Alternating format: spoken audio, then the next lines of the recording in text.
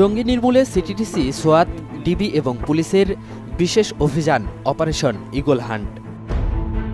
ঘটনাস্থল চাঁপাইনবাবগঞ্জের শিবগঞ্জ। দু গেটে তালা মেরে থেছে, আমরা বলছে যে কেটে তুমি বাইরে যাও, আত্মসমর্পণ করো। এটা অভিনয়, সব নাটক। আমি ওখানে 5টা-7টা পুলিশের সামনে বলেছি। অভিযানে কথিত জঙ্গিদের 4 জনের 3 জনকে আগেই হত্যা করা হয়েছে বলছেন প্রত্যক্ষদর্শী সহ সংশ্লিষ্টরা। বার হয়ে গেছে তো ঘুরে আবু একার, আর যেগুলো নাচ লেগেছিল তো পচা নাচ। কাউকে কিছু বলতে দিত না, সাংবাদিক তো এখানে ভিড়তেই দেয়নি। প্রশ্নের মুখে পড়া 7 বছর আগের বহুল আলোচিত এই অভিযান নিয়ে সার্চলাইটের এবারের অনুসন্ধান।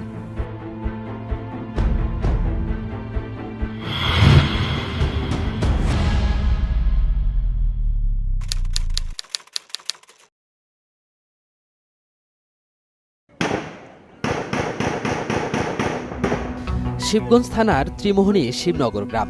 প্রত্যন্ত এই গ্রামে হঠাৎ আইনশৃঙ্খলা বাহিনীর সরব উপস্থিতি।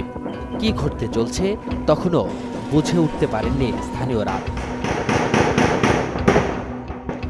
দিনটি ছিল 2017 সালের 26 এপ্রিল। মুহুর্মুহু গুলি আর সাউন্ড গ্রেনেডের বিকট শব্দে ছড়িয়ে পড়ে আতঙ্ক।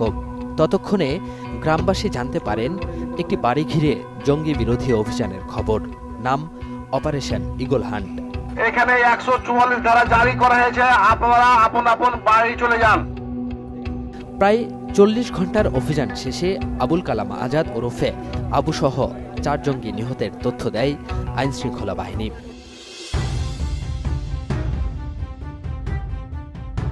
ওই অভিযানে জীবিত উদ্ধার করা হয় নিহত আবুর স্ত্রী অন্তঃসত্ত্বা সুমাইয়া খাতুন ও তার 4 বছরের মেয়েকে। তথ্য বলছে 4 জঙ্গি সহ আসামি 25 জন। আসামিদের 8 জনই সুমাইয়ার আত্মীয় স্বজন। অপারেশন ঈগল হান্টের মামলায় এজাহারে নাম থাকা একমাত্র আসামি এই সুমাইয়া খাতুন। আমার স্বামী ছাড়া আমার 2টা মেয়ে, আমার একটা মেয়ে ছাড়া কেউ ছিল না। দু গেটে তালা মেরে থেছে, আমরা বলছে যে কেটে তুমি বাইরে যাও, আত্মসমর্পণ করো। আমি বেরোতে যাচ্ছি, তখন আমাকে কইছে যে আবু কালাম এসছে, গুলি মারো। তখন আমরা বেরোতে পারছি না, কিভাবে তখন যাবে, বেতন বাড়াবো। মৃত্যুপুরীর ভয়াবহ সেই স্মৃতি মনে করতেই আতকে ওঠেন সুমাইয়া। জীবন বাঁচাতে আকুতি মিনতি কিছুই কাজে দেয়নি, উল্টো গুলিতে ঝাঁঝরা হন স্বামী। আর তো যখন গুলি লেগে যাওয়ার পরে তখন তো আর শিখে গেছি, কিছু হুঁশ টুস নয়, হুঁশিতে ফিরলো, দেখছি আমার মেয়েকেও গুলি লেগেছে, আমার স্বামীকেও গুলি লেগেছে। পুলিশের গুলিতে আহত হলেও মামলায় বলা হয় সুমাইয়ার শরীরের আঘাত আত্মঘাতী বোমার স্প্লিন্টারে। এটা সাধারণ নাটক তো। আমরা যে জঙ্গলিতে, আমরা প্রমাণ দেখেন, আমরা যদি জঙ্গলিয়া থাকি।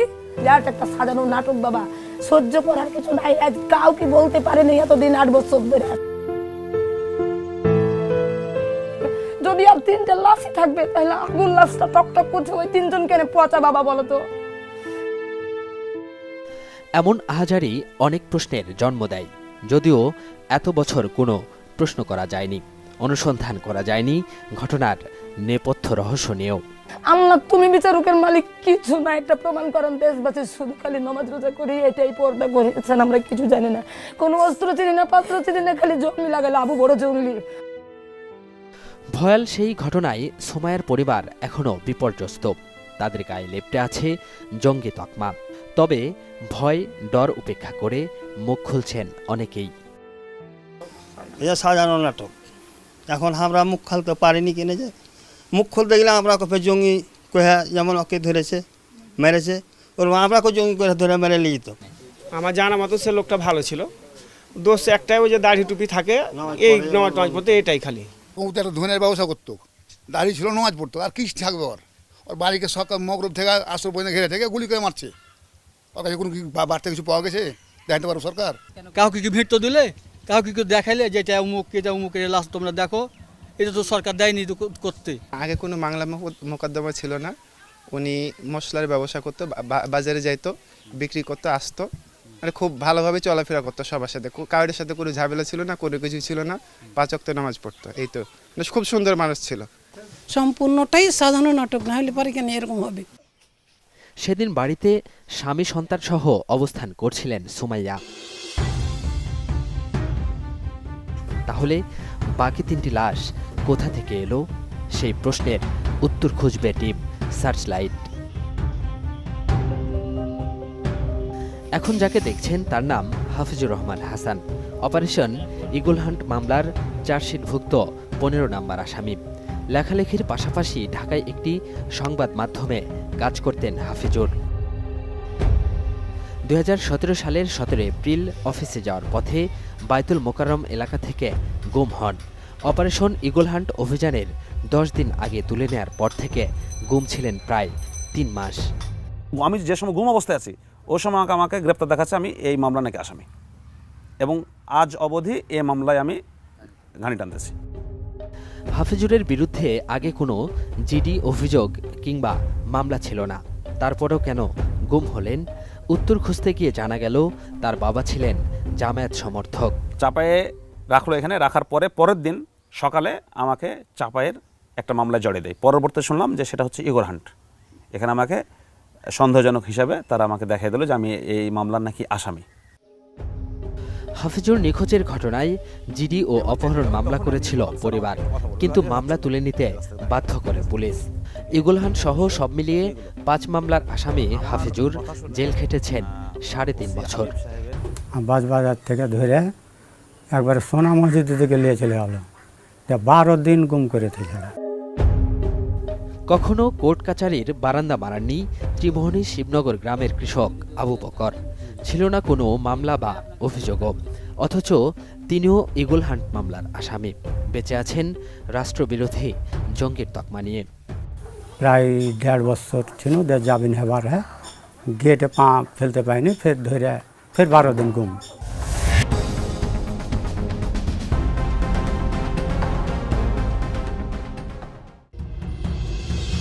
মাঠ পর্যায়ের অনুসন্ধান বলছে অন্তত 5 জনকে অপারেশন ঈগল হান্টের আগেই গুম করা হয়। জামিনের পর অধিকাংশ আসামিকে জেলগেট থেকে পুনরায় তুলে নেওয়া হয়, পরে গুম রেখে জড়ানো হয় নতুন মামলায়। অপারেশন ঈগল হান্ট মামলায় 5 নম্বর আসামি মাহফুজুর রহমান মোহন স্থানীয় একটি মাদ্রাসার এই অফিস সহকারী, সে সময় উচ্চ মাধ্যমিকের শিক্ষার্থী ছিলেন। কথিত জঙ্গি বিরোধী অভিযান ঈগল হান্টের অপারেশনের প্রায় 3 দিন আগেই আমাকে অ্যারেস্ট করা হয়। অ্যারেস্ট করে একটা কালো ক্লাসের গাড়িতে আমাকে ঢুকে এখান থেকে আমাকে শিবগঞ্জ থানায় নিয়ে যাওয়া হয়। নিয়ে যাওয়ার পরে আমাকে একটা বদ্ধ ঘরে রাখা হয়।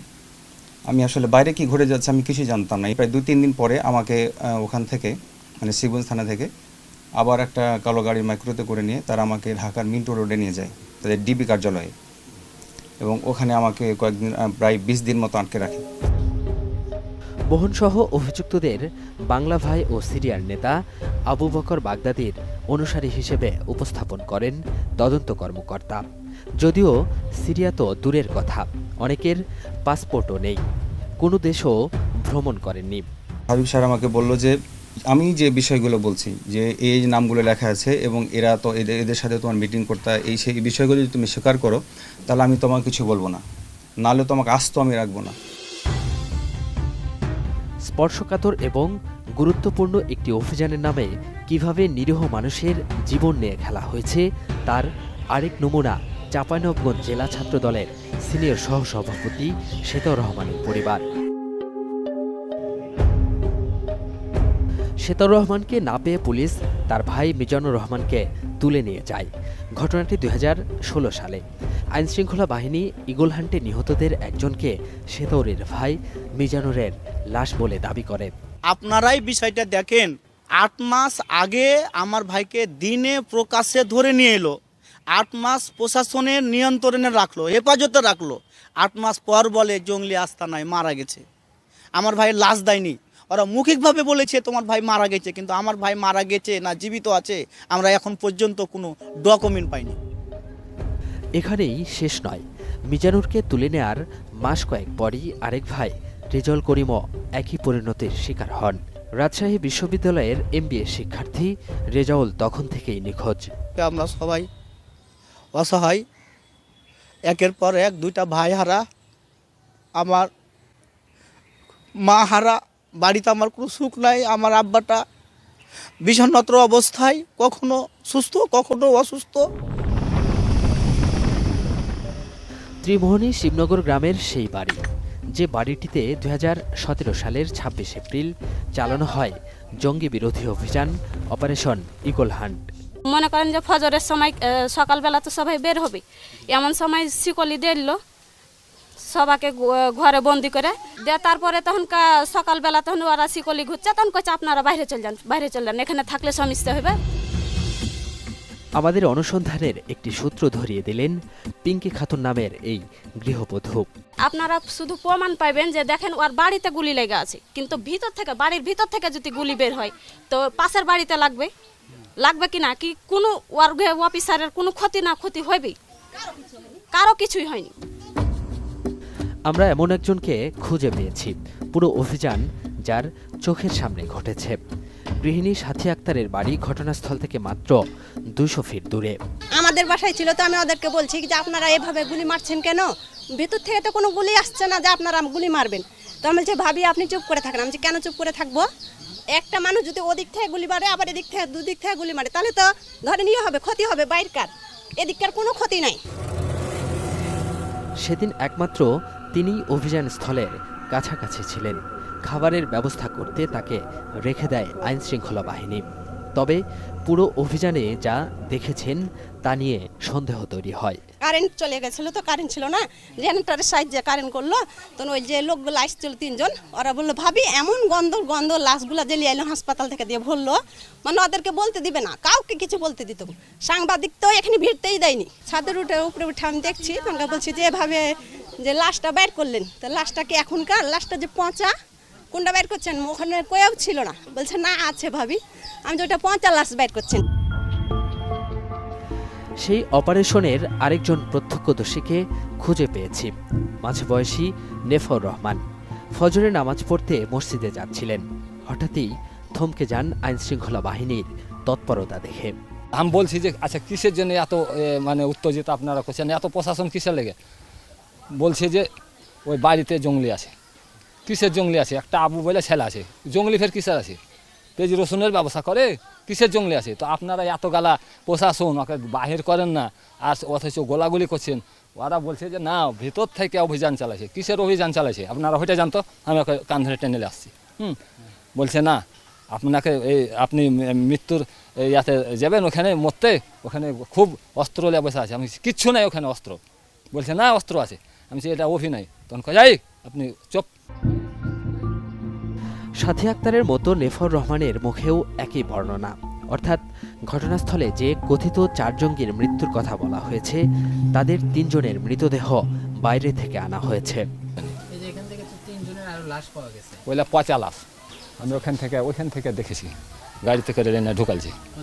ওই যে কাঁটা থেকে নিচ থেকে সব ওইগুলা মানে ওই টালি করছি যে কি হয়েছে ঘটনাগুলো, তাতে বুঝতে পেরেছি যে হ্যাঁ ওখান থেকে না আসলে এলো এই কালো কাঁচের মাইক্রো গাড়িতে না ভরলে আবার ফের ভরে বাইর করে নিয়ে দেখে জনগণ।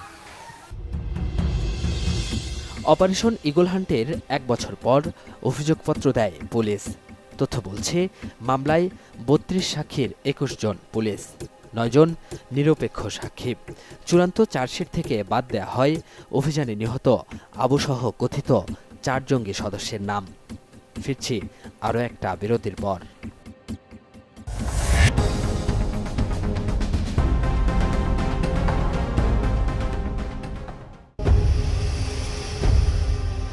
অপারেশন ঈগল হান্ট মামলায় নিরপেক্ষ সাক্ষী 9 জন, যাদের একজন মারা গেছেন। বাকি 8 সাক্ষীর সাথে কথা বলেছে টিম সার্চলাইট। তাদের একজন চককীর্তি গ্রামের মনিরুল ইসলাম, যিনি 7 নম্বর সাক্ষী। আপনি সাক্ষী হয়েছিলেন কিনা? সাক্ষী করলো কি করলো সেটা আমি বলতে পারছি না। কয়টা লাশ উদ্ধার করেছিল এটা আমি বলতে পারবো না। আবুর বাড়িতে কি কোনো মানুষ যাওয়া আসা করতো? ওটা তো আমরা জানি না, ওটা বলতে পারবো না। ওখান থেকে কোনো পিস্তল, বিস্ফোরক দ্রব্য কোনো কিছু উদ্ধার দেখেছে? আমি কিছু কি আমরা পরের দিন কি দেখবো কিছুই দেখতে পাইনি। স্পর্শকাতর মামলা, অথচ সাক্ষী জানেন না। গোজামিল দিতে গিয়ে তার জবানবন্দিও লেখা হয়েছে 2 বার ভিন্ন ভিন্ন তথ্য উপস্থাপন করে। তদন্ত কর্মকর্তা তাহলে কিসের ভিত্তিতে মনিরুলের জবানবন্দি নিলেন? তাহলে কি এগুলো যেগুলো সব লিখছে এটা না, এটা 100% মিথ্যা। 8 নম্বর সাক্ষী ওয়ালিউল ইসলাম ওরফে রিঙ্কু জানালেন চাপে পড়ে জব্দ তালিকার সাক্ষী হওয়ার কথা। জবানবন্দি না দিলেও তদন্ত কর্মকর্তা নিজের মতো করে লিখেছেন। আজিজুল হক, আব্দুল হাকিম, রুহুল আমিন, জুয়েল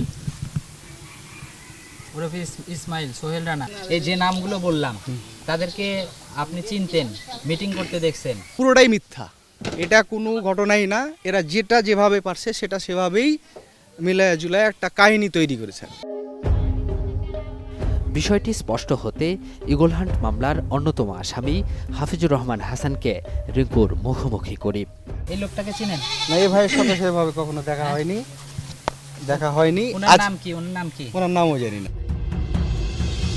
অথচ রিঙ্কুর জবানবন্দিতে তদন্ত কর্মকর্তা লিখেছেন তিনি হাফিজ সহ বাকি আসামিদের কথিত জঙ্গি আবুর বাড়িতে এবং বাজারে নিয়মিত মিটিং করতে দেখেছেন।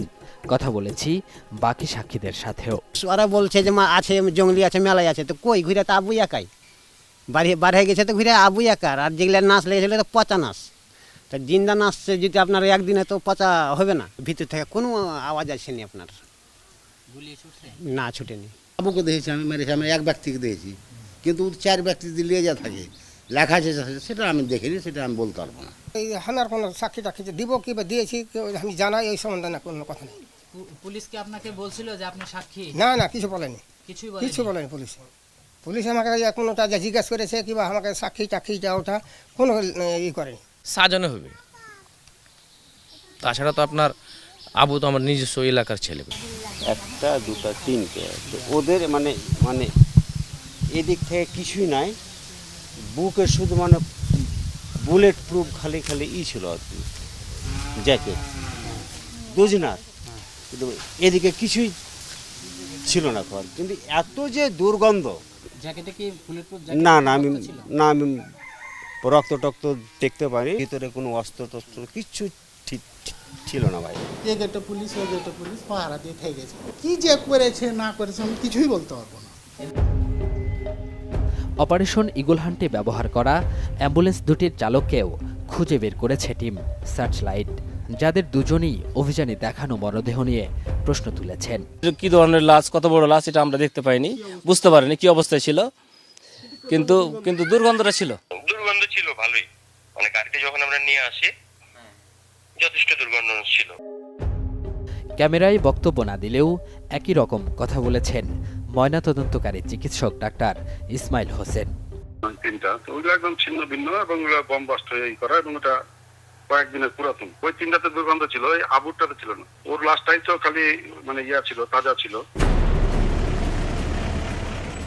এত কিছুর পর বুঝতে বাকি থাকে না জঙ্গি দমনে অপারেশন ইগলহান্টের নামে কি হয়েছে। এরই মধ্যে সুমাইয়া খাতুন একটি মামলা করেছেন, যেখানে কয়েকজন পুলিশ কর্মকর্তা ও স্থানীয় আওয়ামী লীগ ও ছাত্রলীগ নেতাসহ 18 জনকে আসামি করা হয়। জঙ্গি বিরোধী অভিযান, গুম ও অপহরণের ঘটনায় গুম কমিশনে একাধিক অভিযোগও জমা পড়েছে। সেখানেও বেশ কয়েকজন পুলিশ কর্মকর্তার নাম উঠে এসেছে, যাদের অনেকেই আত্মগোপনে আছেন। কেউ কেউ পদোন্নতি পেয়ে দিব্যি চাকরি করছেন, পদকও পেয়েছেন অনেকেই। গুম ও ইগলহান্ট মামলায় সম্পৃক্ত ও তদন্ত সংশ্লিষ্ট সব পুলিশের সাথে কথা বলার চেষ্টা করে টিম সার্চলাইট। কয়েকজন সম্পৃক্ততা অস্বীকার করলেও ক্যামেরায় বক্তব্য দিতে রাজি হননি। নাম প্রকাশ না করার শর্তে একজন পুলিশ সদস্য জানান, এমন অভিযান পুলিশকে চ্যালেঞ্জের মুখে ফেলেছে। আমি তো ইচ্ছা করে হয়নি, আমি হুকুমের করলাম, আমারে বলছে বাদী হয়েছি। এজাহারের যে ভাষ্য, এজাহারের যে বিবরণ, সেটাকে আপনি লিখছেন নাকি না ঊর্ধ্বতন কর্মকর্তারা যেভাবে বলছে সেইভাবে লিখছেন? এখন এগুলো কি বলবো। প্রায় একই ধরনের কথা বলেছেন শিবগঞ্জ থানার তৎকালীন ভারপ্রাপ্ত কর্মকর্তা হাবিবুল ইসলাম। পদোন্নতি পেয়ে তিনি পাবনায় অতিরিক্ত পুলিশ সুপার হিসেবে কর্মরত। কিভাবে ঘটছে তারাই তো জানে, এটা আমি বলতে পারবো না। কিন্তু এটা বললে তো এটা লেম এক্সকিউজ হয়ে যাবে। আপনি তো তদন্ত করেন, আপনি তো না ওরা যেটুকু সাজাইছে, যদি আপনি সাজানোই বলেন কথাটা, ওই সাজানোটুকু তো আমাকে প্রকাশ করতে হবে। তাহলে আপনি তদন্ত করলেন, ওইটাই দেখছি আমি। তার মানে যে আপনি তাহলে অস্ত্র উদ্ধারও দেখেন না, তারপরে লাশ উদ্ধারও আপনি দেখেন না। না না না এটা ঠিক না, ওইটা তো আমি দেখছি, ওখানে লাশ তো দেখছি, ওখানে তো অস্ত্র দেখাইছি আমরা। হ্যাঁ, ভেতর থেকে উদ্ধার হয়েছে কিনা সেটা দেখেন। ভেতর থেকেই তো উদ্ধার হয়েছে। আপনি পিও থেকে উদ্ধার করছে কিনা, আপনার হ্যাঁ অস্ত্রের অবস্থানটা কোথায় ছিল, কার কাছে ছিল, সেখান থেকে তো আর আপনি উদ্ধার এইগুলা তো এত এখন ডিটেলস বলতে পারবো না, কারণ ওই মুহূর্তে তো বুঝে নেই আমি কি ওই এটার এন্ট্রি যাইতে পারবো। তদন্ত আমি এটার নাম কাও আছে, এটা হলো বাস্তবতা, আর বাকি সব তো তারাই করছে। জঙ্গি বিরোধী অভিযানের নামে কি হয়েছে সেই উত্তর পাওয়া গেছে সাবেক আইজিপি নূর মোহাম্মদের কাছ থেকেও, যিনি বিগত সরকারের সংসদ সদস্য ছিলেন। এইখানে অনেক সময় আমরা যেটা দেখেছি বিভিন্ন ধরনের নাটক সাজানো হয়েছে, যেটা ছিল ভয়ঙ্কর। এইটা আইন তো আপনাকে এই ক্ষমতা দেয় না একটা মানুষকে, ইনোসেন্ট একটা মানুষকে আপনি ধরবেন, ধরে তাকে স্টেটমেন্ট দেওয়াবেন, তাকে জঙ্গিদের সাথে ইনভলভ করাবেন নানাভাবে কায়দা কানুন করে। তো এই জিনিসটা আইন আপনাকে দেয় নাই। এটার সময় কিছু কিছু ক্ষেত্রে তারা ওইটা ভালো, ওদের সফল হয়েছে, এটা আমার অস্বীকার করার তো কিছু নাই। কিন্তু ওইটাকে কেন্দ্র করে বিভিন্ন সময় এত ধরনের বাড়াবাড়ি উপাখ্যান সৃষ্টি করেছে, এটা আমরা বিভিন্ন সময় দেখতে পাই। গুম কমিশনের সদস্য মানবাধিকার কর্মী নূর খান লিটনও প্রায় একই ধরনের কথা বলেছেন। জঙ্গিদের যে ঘটনাগুলি ছিল তার চেয়ে বেশি আপনি দেখবেন সাজানো ঘটনার সংখ্যা, এবং প্রায় প্রতিটি ক্ষেত্রে দেখবেন বোমা উদ্ধার হয়েছে কিন্তু কোনো বোমা বিস্ফোরিত হয়নি। একের পর এক তাদের সফলতা দাবি করে এই কাজগুলি করেছে, এবং সেইখানেও একটা মোটিভ ছিল। একটা হচ্ছে আন্তর্জাতিক দৃষ্টি আমাদের দেশের দিকে ফেলানো, এবং সেটার সুবিধা মানে স্বৈরাচারী শাসক গোষ্ঠী তাদের মতো করে সুযোগটি নিয়েছেন। আরেকদিকে হচ্ছে যারা এই নাটকগুলি তৈরি করেছেন আইনশৃঙ্খলা রক্ষাকারী বাহিনীর যে সমস্ত সদস্য বা কর্মকর্তা, তারা বাহাবা পাওয়া এবং প্রমোশন এবং ভালো পোস্টিং ইত্যাদি বিষয়গুলিকে কারণে এই ঘটনাগুলোর সাথে সম্পৃক্ত হয়েছেন। অপারেশন ঈগল হান্ট সহ সার্বিক বিষয় নিয়ে পুলিশ সদর দপ্তরের কেউ ক্যামেরায় বক্তব্য দিতে রাজি হননি। অপারেশন ঈগল হান্ট অনেকের জীবন কেড়ে নিয়েছে, তছনছ হয়েছে সাজানো সংসার। কেউ জায়গা দেয় না বাবা, জঙ্গলি আর আইগুনে বুঝছেন, ওই বেটা ঘাড়ে করে ডালে বাঁধা লেগে পড়ে যায়, আমের মধ্যে এতখানি পুতানো পুতো পোস্টে বুক পেটে যায়, কেউ সুস্থে কেন জায়গা দেয় না। এমন আহাজারি আর আর্তনাদ কোনো কিছুতেই লাঘব হওয়ার নয়। এই বুককে চাপ পেরাই খাই 8 বছর পর্যন্ত বাবা মনে করি আব্বা আব্বা করে কান্দে, মানুষ যারা ছুটে আসছে তারাকে দেখে। জঙ্গি অভিযানের নামে যে বা যারা নিরীহ জীবন নিয়ে খেলেছেন তাদের আইনের আওতায় আনার দাবি ভুক্তভোগীদের। তবে জঙ্গিবাদের সব ঘটনায় যে প্রশ্নবিদ্ধ, অনুসন্ধান ছাড়া সেটিও ঢালাওভাবে বলা ঠিক হবে না। দর্শক, সুনির্দিষ্ট কোনো তথ্য, পরামর্শ কিংবা অভিযোগ থাকলে যোগাযোগ করতে পারেন স্ক্রিনে দেখানো নাম্বারে, জানাতে পারেন সামাজিক যোগাযোগ মাধ্যমেও। আপনার দেয়া তথ্যে সমাজের রন্ধ্রে রন্ধ্রে ঘাপটি মেরে থাকা জমাট অন্ধকারে আলো ফেলবে টিম সার্চলাইট। অনুসন্ধানের আলো হাতে দেখা হবে অন্ধকার পথে।